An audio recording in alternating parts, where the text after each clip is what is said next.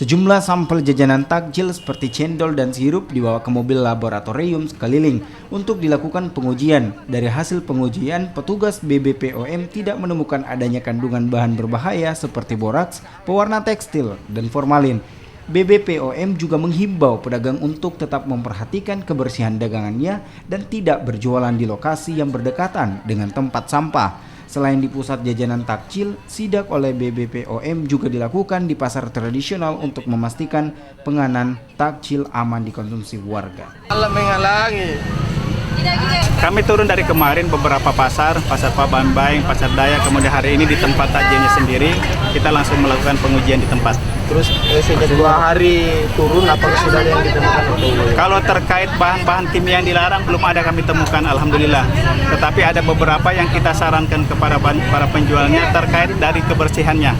Karena boleh jadi makanannya bagus, kalau menjajakannya tidak bersih dekat sampah itu kita sarankan tidak boleh seperti itu. Bisa saja dia mengkontaminasi. Terus apa saja yang ditulis?